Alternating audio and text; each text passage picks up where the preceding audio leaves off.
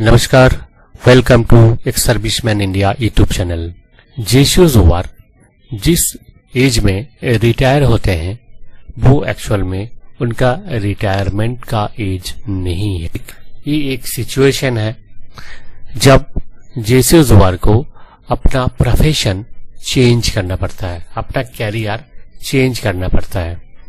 तो आज इस वीडियो में हम ये डिस्कस करेंगे कैसे जेसीओ जोवार रिटायरमेंट से पहले वेल इन एडवांस या फिर अगर आप रिटायर हो गए हैं तो आप कैसे अपना कैरियर प्लान करें, कौन कौन सा फैक्टर्स है जो कि आपका कैरियर प्लान करने में आपको मदद करेगा। जिन फैक्टर्स को कंसिडर करते हुए आपको अपना कैरियर चूज करना चाहिए ताकि आप अपना second innings of your career, आपका आफ्टर रिटायरमेंट आप जब रिसेटल हो रहे हैं किसी भी फील्ड में तो आपको ज्यादा से ज्यादा सक्सेस मिल पाए। तो चलिए मेन वीडियो में जाने से पहले आप सबसे रिक्वेस्ट है, अगर आप अभी तक इस चैनल को सब्सक्राइब नहीं किया तो प्लीज सब्सक्राइब करें। अगर आप पहले सब्सक्राइब किए हैं तो इस वीडियो को लाइक करें, शेयर करें ताकि इंफॉर्मेशन ज्यादा से ज्यादा लोगों तक पहुंच पाए। तो पहले आप एक नोटबुक ले लीजिए और उसमें ये पॉइंट्स नोट करते जाइए जो फैक्टर्स आपको ध्यान में रखना है। तो फैक्टर नंबर 1 है what is your age now, and the second factor is what is your educational qualification. आपका एजुकेशनल क्वालिफिकेशन पर डिपेंड करेगा कि आप कौन सा कैरियर चूज करेंगे, कौन सा जॉब के लिए आप अप्लाई कर सकते हैं, कौन सा जॉब में आपका सिलेक्शन होने का पॉसिबिलिटी ज्यादा है। उस हिसाब से आप अपने आप को तैयार कर सकेंगे। नेक्स्ट जो फैक्टर है वो है आपका लायबिलिटीज क्या है। लायबिलिटीज यानी कि आप जब रिटायर होते हैं तो आपका बहुत सारे रिस्पॉन्सिबिलिटीज एंड लायबिलिटीज होते हैं। जैसे कि मान लीजिए अगर आपने कोई लोन ले लिया तो वो तो आपको चुकाना ही है। इसी तरह का आपका बच्चों का एजुकेशन है, बच्चे पढ़ रहे हैं और उनका एक रिकरिंग खर्च है, हर महीने में रिकरिंग एक्सपेंडिचर जो आपको बियर करना पड़ता है वो आपका लायबिलिटीज है। आपका घर में एजेड पेरेंट्स है या फिर और कोई डिपेंडेंट है जिनका देखभाल करना आपका रिस्पॉन्सिबिलिटीज है, ये भी आपका लायबिलिटीज है। तो इन सब जो रिस्पॉन्सिबिलिटीज है, जो लायबिलिटीज है, इसको बियर करने के लिए आपको चाहिए हर महीना एक मिनिमम एक इनकम लेवल चाहिए जिसको आपको अचीव करना जरूरी होता है। तो आप ये डिसाइड करें कि आपका टोटल लायबिलिटीज कितना है और उस हिसाब से आपका जो सेकेंड कैरियर है वो आपको चूज करना पड़ेगा ताकि वो जो एक्सपेंसेस है वो मीट करने के लिए हर महीना आपके पास एक रिकरिंग इनकम आए। नेक्स्ट हम देखेंगे आपका वर्क एक्सपीरियंस। आपने 15 साल, 20 साल, 25 साल, 30 साल जितना भी सर्विस किया, इस सर्विस के दौरान कुछ न कुछ तो काम आपने ऐसे किए ही होंगे जिससे आपको एक फ्रेशर से ज्यादा आप काउंट होंगे, यानी कि आपका वर्क एक्सपीरियंस है। वो वर्क एक्सपीरियंस आपको आपका नेक्स्ट कैरियर चूज करने के लिए बहुत ही मददगार होगा। तो आप नोटबुक में नोट कीजिए कि आपके पास कौन कौन सा वर्क एक्सपीरियंस है ताकि वो एक्सपीरियंस आप अपना नेक्स्ट कैरियर में आप इसको लगा सकते हैं। नेक्स्ट है आपका स्किल। देखिए, एक्सपीरियंस एंड स्किल दो डिफरेंट चीज होते हैं। एक्सपीरियंस वो होता है कि आप काम करते करते जो चीज आपने गेन किया वो आपका एक्सपीरियंस है, और स्किल यह है कि आप काम करते करते उस काम में कितना आपका परफेक्शन आया, वो आपका स्किल है। तो आपके पास ऐसे कोई स्किल तो जरूर होगा कि आप काम करते करते जिसमें बहुत अच्छा परफेक्शन लाया है और वो आपको और 10 लोगों से अलग करेगा, यानी कि आप एक सुपीरियर माने जाएंगे और वो स्किल आपको आगे बढ़ने में बहुत ही हेल्पफुल होगा। नेक्स्ट है आपका रिक्वायरमेंट। रिक्वायरमेंट ये है, देखिए एक चीज तो मैंने बताया कि आपका लायबिलिटीज ये है कि जो आपको चुकाना ही होगा, उसका कोई ऑप्शन नहीं है। और रिक्वायरमेंट यह है, इसके अलावा आपका लायबिलिटीज प्लस आपका एक्सपेक्टेशन, आपका होप, आपका एम। जैसे कि मान लीजिए कि आपके पास एक छोटा सा घर है, आप उसमें रह रहे हैं और आपका एम है कि मैं रिटायरमेंट का बाद ऐसे एक प्रोफेशन चूज करेंगे जिससे कुछ इनकम होगा और मैं एक आलीशान घर बनाऊंगा। तो ये आपका रिक्वायरमेंट हो गया। आपके पास अभी 2 व्हीलर है और आपका बहुत दिनों का ड्रीम है कि मैं रिटायरमेंट का बाद एक 4 व्हीलर ले लूंगा, तो इसके लिए आपको पैसे चाहिए। इस तरह का आपका जो रिक्वायरमेंट है वो टोटल अपना नोटबुक में आप नोट कीजिए कि ये मेरा रिक्वायरमेंट है और इस रिक्वायरमेंट को फुलफिल करने के लिए मुझे इतने पैसे चाहिए। सो ये रिक्वायरमेंट आपका कैसे काम आएगा वो आगे बताएंगे। नेक्स्ट है आपका गोल। अब देखिए, आप अपना जो फैक्टर्स है वो सारे फैक्टर्स आपने नोट किया। आपका कितना रिक्वायरमेंट है, कितना आपका लायबिलिटीज है, वो सारी चीजें आपने नोट किया। अब उस हिसाब से आपके पास एक गोल आपको सेट करना है, आपको अपना गोल फिक्स करना है। देखिए, अगर आप नदी में एक नाव को ऐसे छोड़ देंगे तो वो नाव कब जाके किनारे में लगेगा और कहाँ लगेगा कुछ पता नहीं होता है। सेलर ने अगर एक गोल फिक्स किया कि मेरे को वहां पहुंचना है तो वो नाव सही जगह पर सही समय पर पहुंच सकता है। ऐसे ही हमारा करियर का भी एक गोल होना चाहिए। जैसे कि किसी ने ये सोचा कि मैं रिटायरमेंट का बाद एसएससी सीजीएल कंप्लीट करूंगा और कंप्लीट करके मैं एक इंस्पेक्टर ऑफ इनकम टैक्स का पोस्ट अचीव करूंगा। तो ये हो गया उनका गोल। तो इसी तरह का आपको अपना एक गोल फिक्स करना ही होगा।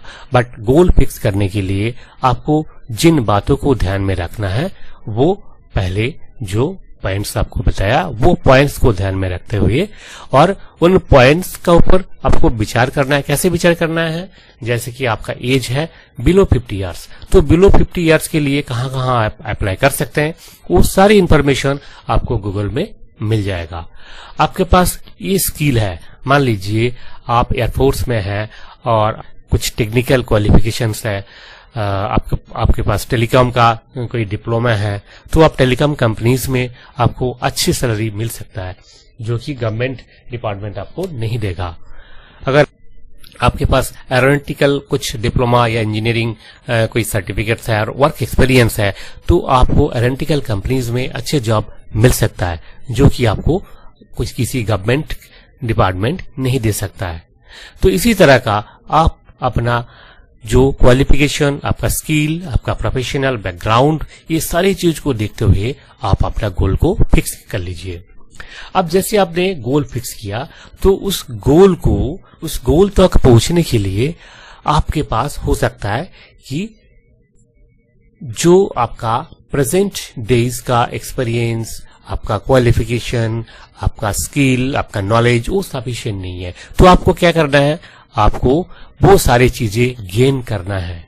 गेन करने के लिए आपके पास आपको समय चाहिए, यानी कि आप अगर वेल इन एडवांस आप कैरियर प्लान करते हैं तो उस दौरान आप कुछ स्पेसिफिक नॉलेज गेन कर सकते हैं। जैसे कि मान लीजिए एक छोटी सी बात है, एसएससी का एक पोस्ट होता है स्टेनोग्राफर का।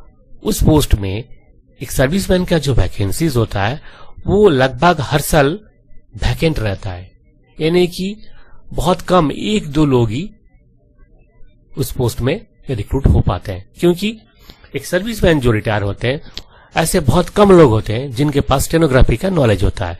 तो अगर आपने वेल इन एडवांस स्टेनोग्राफी सीख लिया तो आप रिटायरमेंट के बाद जैसे ही एसएससी स्टेनोग्राफर का नोटिफिकेशन आउट हुआ, आप उसमें अप्लाई कर दिया, एग्जाम में बैठ गया और आपने टेस्ट देके आ गया, बस आपका सिलेक्शन हो गया। तो बहुत आसानी हो जाएगा ये सिलेक्शन का। इसी तरह का आपको जानना होगा कि मेरा जो गोल है उस गोल तक पहुंचने के लिए अगर कोई स्पेसिफिक नॉलेज का जरूरत है, स्किल का जरूरत है, क्वालिफिकेशन गेन करने की आवश्यकता है, तो वो आपको कर लेनी चाहिए। नेक्स्ट है आपका प्रोफेशनल स्किल। देखिए, आप जहां काम कर रहे हैं वहां आप आज तक ऐसी काम करते आए कि आपका एज ए ड्यूटी।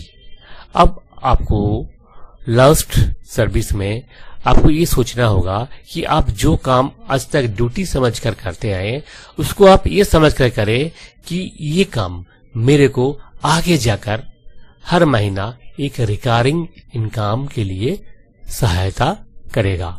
यानी कि आपका प्रोफेशनल स्किल आपका ग्रो करना जरूरी है। आप कैसे कर पाएंगे? जब आप सर्विस कर रहे होते तो बाहर जाके तो आप प्रोफेशनल स्किल को ग्रो कर नहीं सकते, क्योंकि आर्म फोर्सेस में ऐसे कोई परमिशन है नहीं। तो आप जहां काम कर रहे हैं वहीं आप अपना प्रोफेशनल स्किल को ग्रो कर सकते हैं। कुछ ऐसे ही भी काम है जैसे ऑनलाइन आप सीख सकते हैं। जैसे कि मान लीजिए आपको एक इनकम टैक्स कंसल्टेंट बनना है, तो आप इनकम टैक्सेस का सारे रूल्स रेगुलेशन आप पढ़ सकते हैं, आप केस स्टडी कर सकते हैं, आप प्रैक्टिस कर सकते हैं, ऑनलाइन प्रैक्टिस कर सकते हैं। तो ये चीज करने के लिए कोई मनाही नहीं है, कोई लीगल रेस्ट्रिक्शन नहीं है। तो इससे क्या होगा? आपका प्रोफेशनल स्किल बढ़ेगा। मान लीजिए आपके पास ऑलरेडी एक लॉ का क्वालिफिकेशन है, आपने LLB किया है, तो आपने सिविल में जाके अभी सोच लिया कि रिटायरमेंट का बाद मैं प्रैक्टिस करना है। तो आपने क्या करना है? अभी वो जो लॉज का जो बुक्स है वो आपको फिर से रिवाइज करना है, केस स्टडी करना है, ताकि आपका प्रोफेशनल स्किल ग्रो अप होगा। तो इसी तरह का आपने अपना प्रोफेशनल स्किल को ग्रो करना है आपका कैरियर के लिए। अब बताएंगे कि कुछ कैरियर ऑप्शंस। देखिए, आज का दुनिया में कैरियर ऑप्शन तो हजारों ऑप्शंस है। फिर भी आज इस वीडियो में मैं 4 तरह का कैरियर ऑप्शन का डिस्कस करूंगा। फर्स्ट वन है जो सबसे लुक्रेटिव होता है और ज्यादातर लोग पसंद करते हैं, वो है गवर्नमेंट जॉब। गवर्नमेंट जॉब एक बहुत ही सेफ एंड सिक्योर कैरियर होता है और ज्यादातर लोग इसको पसंद इसलिए करते हैं कि वहां पे जो है आपको फिक्स सैलरी मिलेगा और कुछ एक जगह में फिर दोबारा आपको पेंशन भी मिल सकता है। डिफेंस पेंशन के अलावा आपको पेंशन भी मिल सकता है और आपको जो पे एंड फॉक्स है वो सेफ है, सिक्योर है और फ्लेक्सिबल वर्किंग आवर्स है, लिमिटेड वर्किंग आवर्स है और ज्यादा कोई प्रेशर भी नहीं है इन कंपैरिजन विद कॉर्पोरेट। तो गवर्नमेंट जॉब आपको कहाँ मिलेगा, कैसे मिलेगा, वो आपको जान लेना बहुत जरूरी है। देखिए, कुछ डिपार्टमेंट्स है और कुछ रिक्रूटिंग एजेंसीज है जो कि हर साल हजारों एक सर्विसमैन का वैकेंसीज में रिक्रूट करते हैं। जैसे कि बैंक का रिक्रूटमेंट ज्यादातर जो नेशनलाइज्ड बैंक है उनका रिक्रूटमेंट होता है IBPS का द्वारा। अभी IBPS RRB का वैकेंसी निकला है, आप लोग अप्लाई कर सकते हैं और साल में 2 बार निकलता ही है IBPS का। जो वेरियस कैटेगरीज का जो वैकेंसीज है, ऑफिस असिस्टेंट हो गया, जूनियर असिस्टेंट हो गया और क्लरिकल जॉब है, ये सब बहुत सारे जॉब्स का IBPS का है। इसके अलावा SBI खुद अपना अलग से एडवर्टाइज करते हैं, नोटिफिकेशन करते हैं, रिक्रूटमेंट करते हैं, तो SBI के लिए भी आप अप्लाई कर सकते हैं। और सेकेंड जो लार्जेस्ट रिक्रूटमेंट होता है वो है रेलवेज में बहुत सारे वैकेंसीज एक सर्विसमैन के लिए होता है। क्लरिकल पोस्ट के लिए, ग्रुप डी पोस्ट के लिए और ग्रुप डी पोस्ट का तो पहले कुछ एक दो बार जो रिक्रूटमेंट हुआ था विदाउट एनी एग्जामिनेशन, जस्ट आपको रजिस्ट्रेशन करना है, तो इस टाइप का भी हुआ था। तो आपको ये सारी चीजें ध्यान में रखना है और आपको जो है एम्प्लॉयमेंट न्यूज एंड जो वेबसाइट्स है ये सब फॉलो करना है। नेक्स्ट है staff selection commission. Staff selection commission का जो SSC combined graduate level examination है, HS लेवल एग्जामिनेशन है, स्टेनोग्राफी एग्जामिनेशन है, MTS एग्जामिनेशन है। तो ये सारी एग्जामिनेशन में एक सर्विसमैन का प्रॉपर वैकेंसीज होता है और इन सभी एग्जामिनेशन के लिए जैसे bank, rail and SSC, FCI, EPFO, ESIC और सेंट्रल गवर्नमेंट का जितना भी एग्जामिनेशन होता है रिक्रूटमेंट एग्जामिनेशन जितना भी होता है, इस सब में आपका डिफेंस का लिया हुआ जो ग्रेजुएशन सर्टिफिकेट है वो वैलिड है। तो अगर आप ग्रेजुएट नहीं है तो आपको वरीड होने का कोई जरूरत नहीं है, क्योंकि आपका जो ग्रेजुएशन सर्टिफिकेट आपको डिपो रेजिमेंट से या रिलीजिंग अथॉरिटी से जो सर्टिफिकेट मिलेगा, वो certificate is at par with graduation certificate of civil. So आप ये सभी ऑर्गेनाइजेशन में आप अप्लाई कर सकते हैं और बहुत सारे वैकेंसीज है। और अगर ऑयल इन एडवांस आपने प्रिपरेशन थोड़ा सा लिया, प्रिपरेशन के लिए जो बुक्स है मैं डिस्क्रिप्शन बॉक्स में दे दिया, आप देख सकते हैं। जीके हो गया, मैथ्स हो गया, रीजनिंग हो गया और इंग्लिश, ये 4 पेपर मेनली होता है। बैंक के लिए कुछ अलग होता है, जैसे आरबीआई का हो गया और एसबीआई एंड आईबीपीएस का जो एग्जाम्स होता है उसमें computer knowledge and banking, finance and marketing, ये तीनों जो सब्जेक्ट्स होता है, इसके लिए भी आपको मार्केट में बहुत सारे बुक्स मिल जाएंगे। नेक्स्ट है, आप जिस स्टेट से बिलोंग करते हैं, अगर आपको होम पोस्टिंग चाहिए, उसी स्टेट में रहना है, तो स्टेट गवर्नमेंट का बहुत सारे वैकेंसीज आपको मिलेगा। तो उसमें आपको अच्छे अच्छे पोस्ट में भी मिल सकता है। बहुत सारे स्टेट्स है जहां की स्टेट सिविल सर्विस में भी आप अपियर कर सकते हैं। तो आपको ये सभी चीज का पता लगाना है। आप अपना जो स्टेट का जिन कंसर्न अथॉरिटी है, पीएससी है, पब्लिक सर्विस कमीशन है, उनका वेबसाइट में जाके देखिए और आप इन एडवांस उसके लिए प्रिपेयर हो जाइए। सेंट्रल पब्लिक सेक्टर यूनिट्स है बहुत सारे, उसमें आप अप्लाई कर सकते हैं। स्टेट पीएसयू है, ऑटोनोमस बॉडी है, जैसे कि केंद्रीय विद्यालय। केंद्रीय विद्यालय में हर साल हजारों पोस्ट खाली होता है, जिसमें एक सर्विसमैन का काफी वैकेंसीज रहता है, तो आप उसके लिए भी एलिजिबल है, आप उसमें अप्लाई कर सकते हैं। इसके अलावा कुछ एक जगह है जैसे कि डिफेंस या फिर अदर गवर्नमेंट ऑर्गेनाइजेशन जो कॉन्ट्रेक्चुअल पोस्ट में रिक्रूट करते हैं। जैसे कि आपका एज 50 ईयर से ज्यादा हो गया तो कुछ एक ऑर्गेनाइजेशन है जहां पे 50 साल से ज्यादा होने पर आपका परमानेंट पोस्ट में रिक्रूटमेंट नहीं होता है। उस केस में आप कॉन्ट्रेक्चुअल पोस्ट में जो है रिक्रूट हो सकते हैं और उसमें सैलरीज भी at par with permanent post ही होता है। जैसे कि एएफटी है, आर्म फोर्सेस ट्राइब्यूनल, उसमें देखिए अभी तक आर्म फोर्सेस ट्राइब्यूनल में जितने भी पोस्ट है सभी पोस्ट लगभग कॉन्ट्रेक्चुअल है और कंट्री में जितना भी आर्म फोर्सेस ट्राइब्यूनल है सब जो है कॉन्ट्रेक्चुअल स्टाफ के द्वारा भी चालित हो रहा है, तो आप उसमें ट्राई कर सकते हैं। नेक्स्ट है आपका defence placement agency. Defence placement agency भी बहुत सारे जॉब अपॉर्चुनिटीज प्रोवाइड करते हैं, तो आप अपना यूनिट में रहते रहते आप इसके लिए अप्लाई कर दीजिए। अगर आप रिटायर हो चुके हैं और अभी तक अप्लाई नहीं किया तो आप नियरेस्ट स्टेशन हेडक्वार्टर में जाइए और वहां पे आपको आर्मी प्लेसमेंट एजेंसी या डिफेंस प्लेसमेंट एजेंसी मिलेगा, वहां पे आप अप्लाई कीजिए।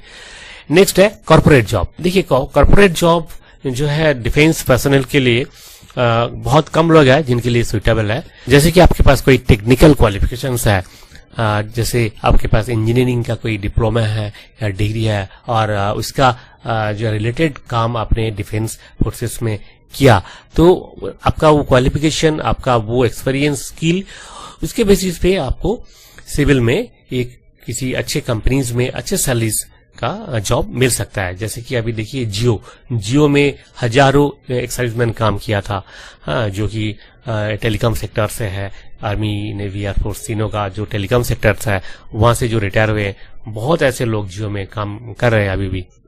नेक्स्ट है आपका clerical accounts and bank office job. इस पोस्ट के लिए तो देखिए हर जगह में क्लरिकल स्टाफ चाहिए, हर जगह में अकाउंट्स का स्टाफ चाहिए, बैक ऑफिस का भी स्टाफ चाहिए। बहुत सारे ऑर्गेनाइजेशन ऐसे होते हैं जो एक सर्विसमैन को पसंद करते हैं क्योंकि इनका डेडिकेशन, इनका लॉयल्टी, ये सारी चीज जो है, इनका एक्सपीरियंस, ये सब चीज जो लोग पसंद करते हैं वो कंपनियां जो है अपने कंपनी में इनको रख लेते हैं। तो ये सब कंपनीज में जॉब के लिए अगर आप इच्छुक है तो इसके लिए आप अभी से तैयार हो जाइए। और आपको ध्यान रखना होगा, कुछ एक वेबसाइट्स है, जॉब पोर्टल्स है, जैसे naukri.com है, मॉन्स्टर है, ये सभी जगह में आप अपना सीवी को रजिस्टर कराइए ताकि आपको बहुत सारे ऑफर मिलेगा। ठीक है। नेक्स्ट है मार्केटिंग जॉब्स। देखिए अगर आपने फौज में रहते हैं मार्केटिंग का कोई क्वालिफिकेशन गेन किया, जैसे कि मार्केटिंग से एमबीए किया, तो सिविल में बहुत सारे आपको ऑफर मिलेगा, हाँ, एमबीए मार्केटिंग का बेसिस पे जॉब्स का। और मार्केटिंग जॉब एक ऐसी जॉब है वहां पे आपको बहुत सारे इंसेंटिव भी मिलेगा सैलरी के अलावा, और जो प्रमोशन स्कोप है वो बहुत अच्छा स्कोप है और आपका मन चाहे इनकम कर सकते हैं उसमें, इतना अच्छा स्कोप है। तो अगर आप इंटरेस्टेड है तो इसके लिए अभी से आप रेडी हो जाइए। नेक्स्ट है मैनेजमेंट लेवल का जॉब। देखिए जो जेसीओस कैटेगरी है खास करके उनको बहुत सारी कंपनीज है मैनेजमेंट लेवल में रखते हैं, सुपरवाइजर लेवल में रखते हैं। तो अगर कोई इंटरेस्टेड है तो इस तरह का कंपनीज का आपको बहुत सारे मिलेगा। आपको अभी से जो है जॉब पोर्टल्स में आप अपना नाम रजिस्ट्रेशन कराइए ताकि आपको इस तरह का ऑफर रिटायर के बाद मिल सके। नेक्स्ट है security supervisor and assistant and officer. Security के लिए डिफेंस पर्सनल जो है टॉप मोस्ट प्रायोरिटी में होता है। फर्स्ट जो ऑप्शन होता है किसी भी कंपनी के पास सिक्योरिटी के लिए तो वो ढूंढते हैं डिफेंस पर्सनल। तो अगर आप जेसीओस कैटेगरी के हैं तो आपको सिक्योरिटी ऑफिसर का पोस्ट मिल सकता है, और हवलदार है तो आपको सुपरवाइजर का मिल सकता है, और भी बाकी जो अदर रैंक्स का है आपको सिक्योरिटी का बहुत सारे जो पोस्ट है उसके लिए आप एलिजिबल है। और बहुत सारे कंपनीज है कि कोई रैंक नहीं देखते हैं, उनका पर्सनालिटी देख के ही आपको सिक्योरिटी का किसी भी पोस्ट में आपको एम्प्लॉय कर सकते हैं। नेक्स्ट है पब्लिक रिलेशंस। डिफेंस पर्सनल का जो पोलाइटनेस है, उनका जो बिहेवियर, अच्छा बिहेवियर है, इसको देखते हुए बहुत सारे कंपनीज है पब्लिक रिलेशंस में डिफेंस पर्सनल को एम्प्लॉय करते हैं। तो आप इसके लिए भी आप अपने आप को अभी से तैयार करें, आप अपना कम्युनिकेशन स्किल को डेवलप करें ताकि आप किसी भी कंपनी में पब्लिक रिलेशंस जो पोस्ट है उसमें आप अप्लाई कर सकते हैं। और लीडरशिप तो डिफेंस का खून में है, क्योंकि हर जगह में आप लीडरशिप का रोल निभाते हैं, चाहे कंपनी हवलदार मेजर है, आरएचएम है, क्वार्टर मास्टर हवलदार मेजर है, या फिर सेक्शन कमांडर है। हर जगह में आपको लीडरशिप जो है प्रैक्टिस करनी पड़ती है। तो ये जो लीडरशिप है वो सिविल के लिए बहुत ही इंपॉर्टेंट है। तो बहुत सारे कंपनीज है जो अपने टीम लीडर के पोस्ट में आपको रखने के लिए तैयार है। तो इसके लिए आपको अपना थोड़ा कम्युनिकेशन स्किल को डेवलप करना पड़ेगा, और सिविल का जो बिजनेस है, सिविल का जो बिजनेस एनवायरनमेंट है, उसका थोड़ा सा नॉलेज होना आपका जरूरी है। तो आप उसी ढंग से अपने आप को तैयार कीजिए। तो ये था कॉर्पोरेट जॉब का। इसका अलावा भी बहुत सारे पोस्ट है कॉर्पोरेट में जिसके लिए आप एलिजिबल है, और अभी भी काफी डिमांड है डिफेंस पर्सनल का।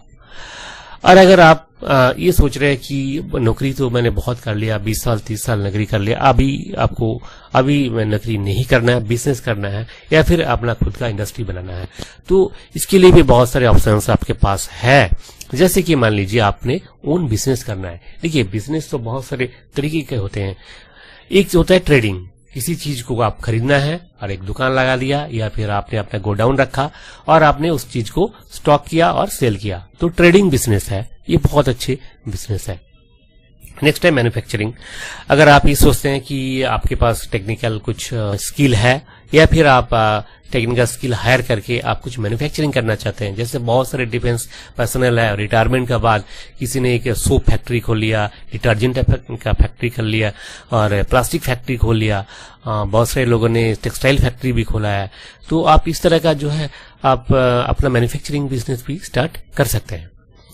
इसके लिए बहुत सारे अपॉर्चुनिटीज है सिविल में। अभी तो स्टार्टअप इंडिया भी आ गया, गवर्नमेंट का बहुत आपको जो सहायता मिलेगा, और डिफेंस से भी बहुत सारे स्कीम्स है, उस स्कीम का आप लाभ उठा सकते हैं। नेक्स्ट है सर्विसिंग अब्लिक मेंटेनेंस। अगर आपके पास स्किल है और आप ये सोच रहे हैं कि सर्विसिंग या रिपेयरिंग मेंटेनेंस ये सब का दुकान आप खोलना चाहते हैं, तो इसके लिए भी आप जो है अपना स्किल को लगा सकते हैं। और नेक्स्ट है सर्विस प्रोवाइडर। देखिए सर्विसेज सेक्टर जो है बहुत ब्लूमिंग है इंडिया में। अभी सर्विसेज सेक्टर का कंट्रीब्यूशन इंडिया का जो जीडीपी है उसमें एक अहम हिस्सा है। जैसे कि टेलीकॉम सेक्टर हो गया, आपका होटल सेक्टर हो गया, इस टाइप का बहुत सारे सेक्टर्स है सर्विस प्रोवाइड करते हैं, जो गुड्स नहीं बेचते हैं, जो सामान नहीं बेचते हैं, केवल मात्र सर्विस प्रोवाइड करते हैं। तो इस तरह का बहुत सारे सर्विसेज सेक्टर्स है जिसमें आप जो है इन्वॉल्व हो सकते हैं। नेक्स्ट है कोऑर्डिनेटिंग। कुछ ऐसे सेक्टर्स है जहां पे ना तो आप सर्विस प्रोवाइड कर रहे हैं, ना ही आप ट्रेडिंग कर रहे हैं, ना ही आप मैन्युफैक्चरिंग कर रहे हैं, सिर्फ और सिर्फ कोऑर्डिनेटिंग कर रहे हैं। जैसे कि मान लीजिए कि कोऑर्डिनेटिंग का बिजनेस कैसे है, जैसे उबेर ओला जो कैब का जो बिजनेस है, उसमें क्या कर रहे हैं, वो खुद सर्विस भी प्रोवाइड नहीं कर रहा है, वो खुद गुड्स भी प्रोवाइड नहीं कर रहा है, वो क्या कर रहा है, बहुत सारे गाड़ी का जो मालिक है उनको कोऑर्डिनेट किया और कोऑर्डिनेट करके जो है पब्लिक को अपॉर्चुनिटीज दे रहा है ताकि वो सर्विस अवेल कर पाए। तो इस तरह का बहुत सारे कोऑर्डिनेटिंग सर्विसेज है, जैसे कि जो ऑनलाइन ट्यूशन है, आप बहुत सारे ट्यूटर को इकट्ठा करके आप एक प्लेटफॉर्म बना के आप लोगों को ऑनलाइन ट्यूशन प्रोवाइड कर सकते हैं, एक कोऑर्डिनेटिंग सर्विस है। इस तरह का बहुत सारे सर्विसेज है। इसके बारे में ज्यादा जानने के लिए आप जो है मेरा एक वेबसाइट है wondercareer.in, उसमें आप लॉगिन करके देख सकते हैं। ऐसे बहुत सारे ऑनलाइन जॉब्स का उसमें आपको मिलेगा और बहुत सारे इन्फॉर्मेशन आपको वहां मिल पाएगा। नेक्स्ट है सेल्फ एम्प्लॉयमेंट एंड प्रोफेशन। देखिए, अगर आपके पास कोई अच्छा स्किल है जिसको लगा के आप अपना प्रोफेशनल वे में आप अपने आप को एक्सप्लोर करेंगे, ये आपने सोचा, तो आप इसके लिए सेल्फ एम्प्लॉयमेंट या प्रोफेशन के लिए बिल्कुल फिट है। तो इसमें आपको बहुत सारे अपॉर्चुनिटीज मिलेगा जिसमें आप अपना स्किल को एक्सप्लोर कर सकते हैं। जैसे कि आपके पास अगर लॉ का डिग्री है तो आप लीगल सर्विसेज प्रैक्टिस कर सकते हैं। आपके पास अगर आप मान ले एएमसी से बिलोंग करते हैं, आर्मी मेडिकल कोर्स से, तो पैरामेडिकल जो सर्विसेज है जैसे कि फिजियोथेरेपी हो गया और भी इस तरह का बहुत सारे सर्विसेज है, पैथोलॉजिकल सर्विसेज है, ये सब कुछ आप खुद ही स्टार्ट कर सकते हैं।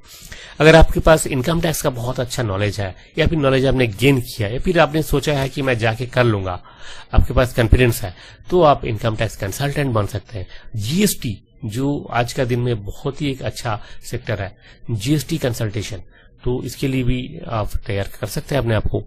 आप अगर मैकेनिकल ड्राइवर ट्रेड का है और गाड़ी के बारे में अच्छा नॉलेज है तो आप अपना गैरेज खुद का बना सकते हैं या फिर आप अपना ट्रांसपोर्ट सर्विसेज शुरू कर सकते हैं। अगर आप मान लीजिए क्लरिकल कैडर का है और आपको लिखने का, टाइप करने का बहुत अच्छा स्किल है, अच्छा नॉलेज है और आपके अंदर क्रिएटिविटी है, तो आप राइटिंग का या फिर डीटीपी सर्विसेज का भी आप शुरू कर सकते हैं। तो ये बहुत सारे ऑप्शंस है। ऑप्शंस तो और भी बहुत ज्यादा है, हजारों ऑप्शंस है। कुछ एक ऑप्शंस जो है मैंने यहाँ पे डिस्कस किया, और भी ज्यादा ऑप्शंस के बारे में आपको जानना है तो आप गूगल में सर्च कीजिए या फिर मेरा एक वेबसाइट है wondercareer.in, उसमें भी आप जाके बहुत सारे ऑप्शंस का और कैसे उस कैरियर ऑप्शन को आप आगे बढ़ाएंगे, कैसे आप उसके लिए प्रिपेयर करेंगे अपने आप को, वो सारी इन्फॉर्मेशन आपको मिल जाएगा। तो ये था इस वीडियो में जो भी इन्फॉर्मेशन आपको प्रोवाइड किया। अगर आपको अच्छा लगता है तो आपसे रिक्वेस्ट है कि आप इस चैनल को सब्सक्राइब करें और लाइक करें एंड शेयर करें ताकि इन्फॉर्मेशन ज्यादा से ज्यादा लोगों तक पहुंच पाए। Thank you. जय हिंद, जय भारत।